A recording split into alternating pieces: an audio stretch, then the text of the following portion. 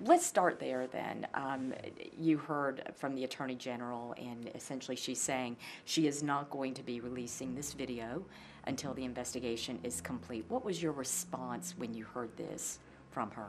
Well, you know, I'm like everyone else, just frustrated that we don't know what the facts are. But I think when Sharm talked about it, it provided a better understanding for me as to the whys. And you know, we have laws in this country, and we have to follow those laws. And you know, we shouldn't do anything that interferes with actually with justice being administered in this situation. So that helped me just to understand a little bit better. And I think we're all somewhat impatient in today's time with having access to the internet and getting answers and communicating and all that happening so fast. So when something like this happens, and it's a slowdown, but you have to allow the process to work. And I think it would be more frustrating for inaccurate information, you know, to be out there and then to have to go back and retract that information. So I think, you know, in due time, and hopefully that process will move along smoothly, and we'll all know the facts. I think from what I heard, she's heard her say that she's committed to providing that transparency and also doing it in a manner that's respectful to the family members, and I think we all have to keep that in mind as well. Absolutely. You have said in a soundbite that we aired yesterday that you're tired of this. Something has to be done. Something has to be done. In tangible terms, what do you think, what do you see can be done, first of all, from the school's point of view? I think from our point of view is looking at our protocols, our procedures, our processes.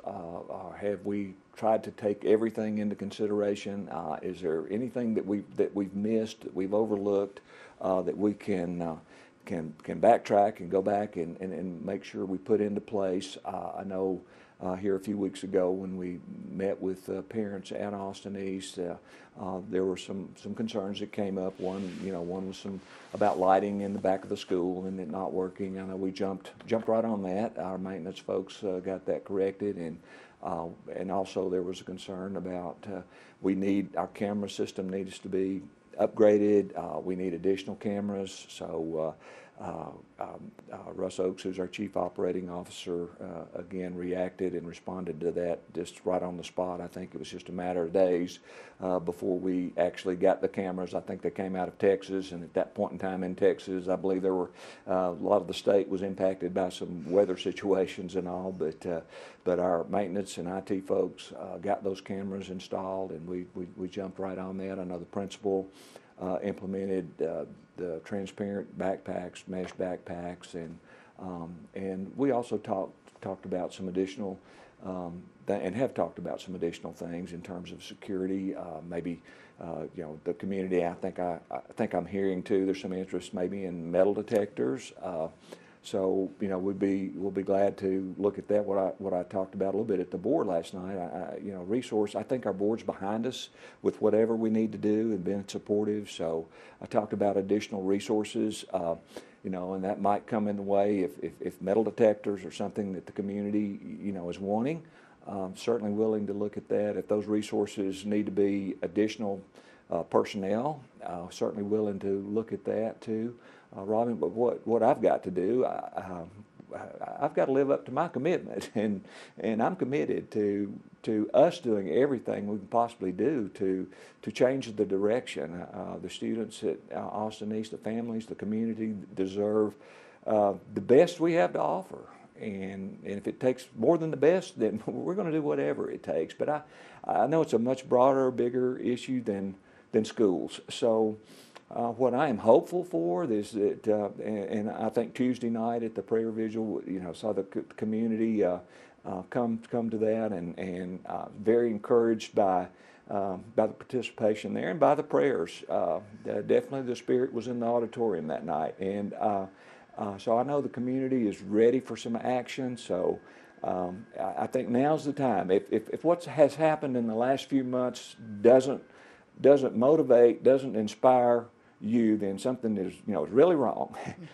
So I'm hopeful that more agencies we can get involved and just really provide the community with the strategies and an action plan that makes a difference. So you would support metal detectors if that is what the parents are calling for, and think needs to be in place. Right. I think that we're going to listen to the community, and I think we have to do our part to try to show that we are listening and doing everything that we can to help make parents and folks in the community feel safer. Mm-hmm. And if that's what'll do that, then certainly we're going to look into that. And then there's some school systems I think that do use metal detectors. So we would maybe have some conversation with some other districts who are doing this, just to make sure that no point in trying to recreate the wheel if it's already there. So how they do that and that sort of thing. In the meantime, we do have the ability to do searches, at random searches, or actually to search each student. But I think when you look at metal detectors too, sometimes that does change the complexity of the school, a bit. So, would you make it metal detectors for all schools then, or would it be specific schools? Well, I think initially, in terms of if you want all schools to look the same, certainly you would provide that for all schools. But I think initially, until we know a little bit more about that, then I don't know. I think we're in the process of learning ourselves a little bit about that. But and it would take I know it would take a little bit of time to secure those, and I don't know that that's something. We'll continue to work on it. I don't know if that's something we could do between now and the end of school, as it was pointed out last night. Somebody, I think, said there's 28 days of school, and I just thought, wow, I can't believe we're that close to the end. So, but in the meantime, we can do searches with wands, so we do have that capability, and over the next few days we'll be having more conversation, about that. What, as far as money, if this does come to pass, would that come from the school budget, or I know there's money earmarked federally? Mm-hmm. Any idea at this point, or is it too soon to say, okay, the money would be pulled from here to make this happen? I think what we would need to look at for that is our general purpose budget or operating budget, and we're in that process right now of developing the budget and be bringing that to the board, later this month, and actually having a community budget meeting this evening at Central too to talk to the community a little bit and get feedback from the community, about our budget. But it would be, I think, in my mind, more of the operating, since the federal funds really that are tied to the Elementary and Secondary Relief Act are more COVID-related types of things. So, right. And learning loss types of things. So, but those funds help us and will help us tremendously. I think we're probably $178 million. So amazing. Which could be put to good use, I am absolutely sure. Let's talk about the kids at Austin East and the parents, and many have expressed their fear in going to school. How do you address this with them, and how do you assure them that they're going to be okay, that they're going to be safe? Yeah, we met with Principal Langlois yesterday and had some conversation with him, and he's talked with his administrative team, and I know everyone is kind of processing right now and grieving right now, and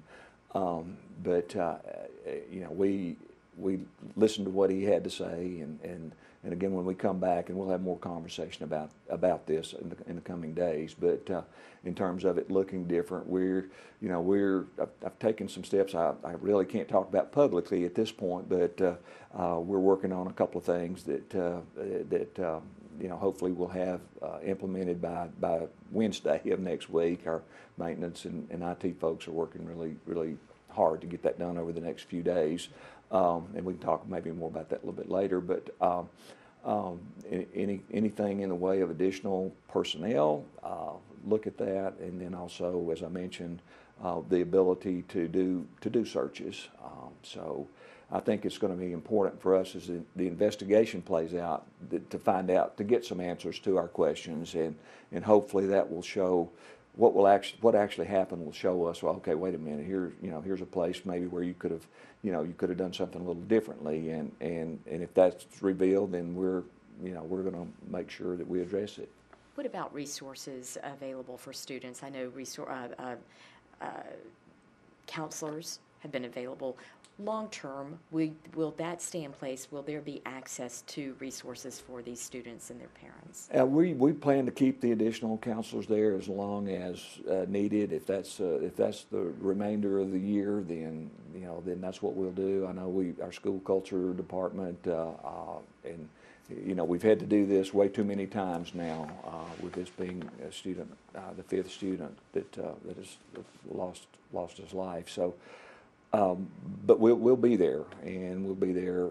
I know Austin East is a trauma-informed, trained school and staff, and so we'll put all that into action and keep that. And as far as even longer term, and trying to look at the plan for Austin East, I know they've got counselors there now, but do we have the right kind of counselors there? So we'll look at those resources too if we need to do something a little different other than what the traditional counselors do. Then certainly I'm open to that and willing to look at that. And so we'll just keep on working. I know they are virtual until next Wednesday, if I'm getting it correct. Has there ever been thought that AE should go virtual the rest of the year? We've talked about that a little bit, but I think it's important to for students to get back and to help with the healing process, and I don't want to minimize. I mean, I talk about the healing process. You're never totally healed from something like this, but it's affected me. You look within, and I feel for the parents. I can only imagine losing a child, and it's it's a heavy load too. So just continue to pray and for our families, for our school, for our folks here, that just hopefully get answers, more knowledge, more wisdom, so that we can do what we need to do, because gosh, Austin East is a great school. They have their faculty, their staff, they love their kids. The principal and his team love their kids. And in talking to Principal Langlois, he's really he's really hurting with this, and some things have happened that really no principal, no teacher, no student should ever experience, in their school experience, I guess. I mean, I've gone to school. I've never experienced anything like this, not even as an administrator. And I know it's happened to other places and all. And of course we've had our share here too over the time I've been in the school system with two other tragedies years ago. So.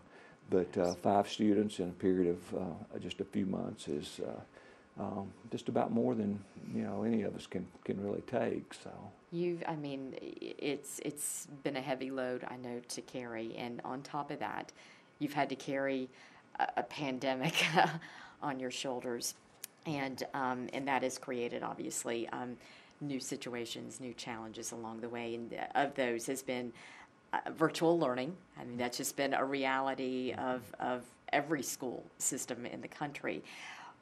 The status of it, though, has changed of late. Where does that stand right now? Okay, right now, where we are with that, and of course what we had envisioned earlier was doing a lot of what we did this year, having a virtual learning program at each school, and gradually working into maybe the year after next a situation where we had like an elementary virtual program and a middle school virtual program and high school virtual program. So we had to sort of redirect here, because the state board acted, I think maybe a week ago or so, and just said, hey, this provision to be virtual at each school was really something that's only going to be allowed in emergency situation. So we no longer will have the option of saying this school today is virtual or that school's virtual tomorrow. So we've had to speed up our plan, and the state does allow for a district to have an elementary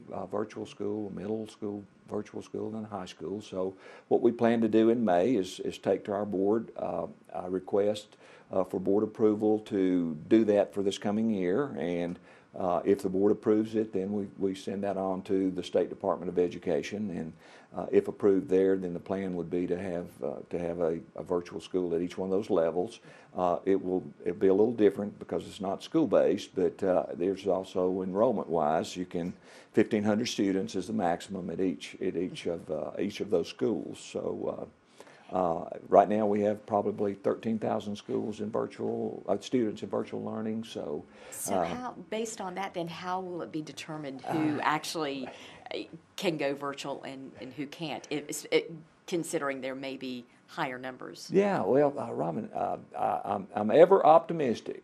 And my optimism is that parents and students have seen us this year get through almost a whole year with in-person learning, and doing it in a manner that was, of course we had situations where we did close here and there, but doing it in a manner that was safe for our students and our staff. And I'm just very hopeful that parents are going to say, hey, I want my child back in in-person learning if I've been virtual. And I say that no reflection on the job that our teachers have done in the virtual learning platform. They have done a tremendous job. Our staff this year, our school administrators and our staff, phenomenal. To be able to do in-person learning and virtual learning, do it at the same time, and it's just been an incredible task, and I could not be more proud of all the work that our folks have done.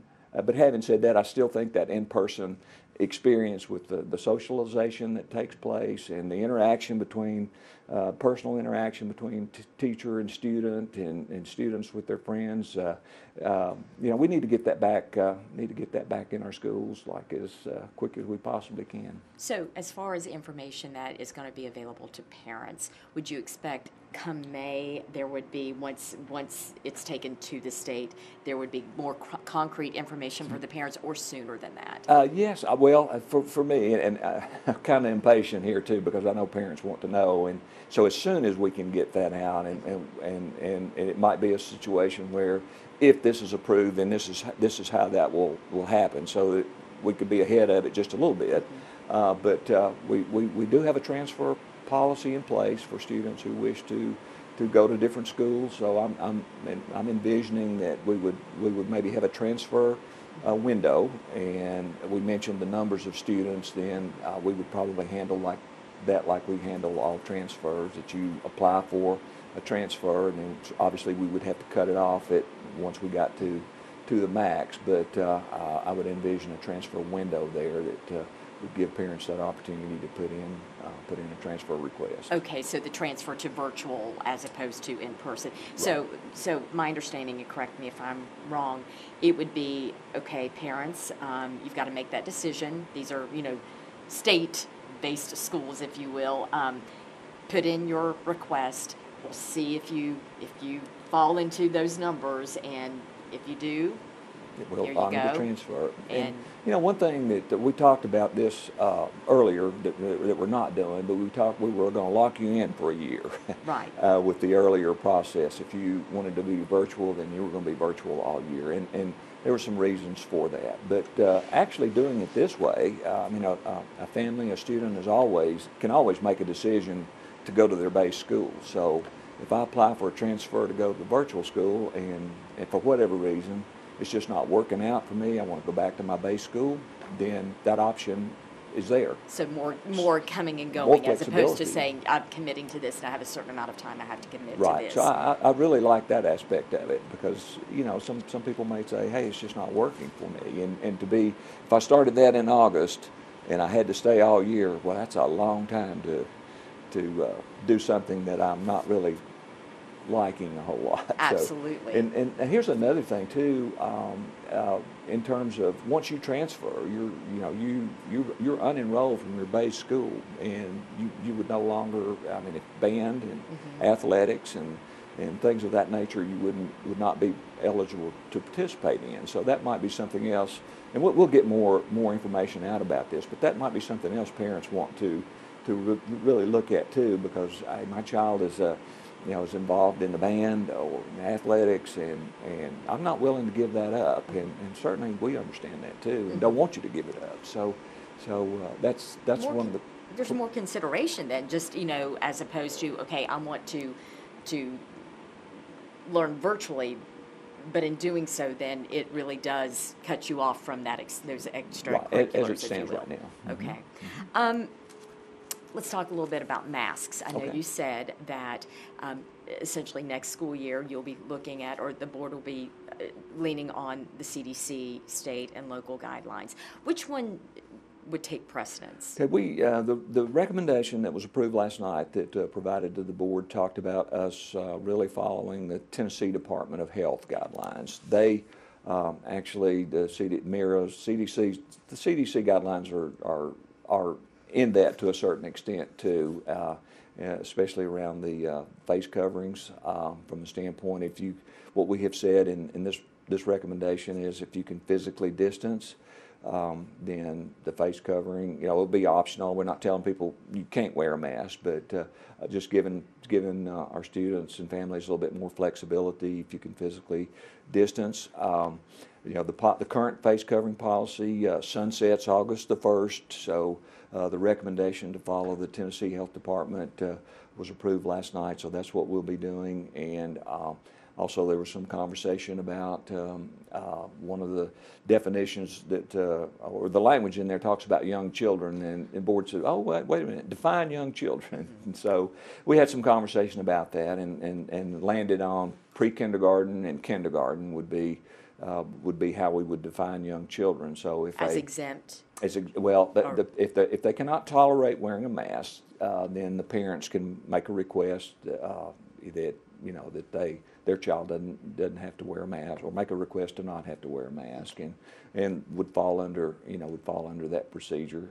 And then there are children maybe who, for other reasons, can't tolerate a mask. So there's a little bit more flexibility there. But again, Robin, for me, being ever optimistic, I'm hoping people will get the vaccine, and enough people will get the vaccine, we'll have herd immunity, and we'll be having all kinds of different conversations next year rather than about masks and about social distancing and things of that nature. So we just encourage people to go get that vaccine, and let's get our community, let's lead the nation. So if it takes 80%, let's get 90%.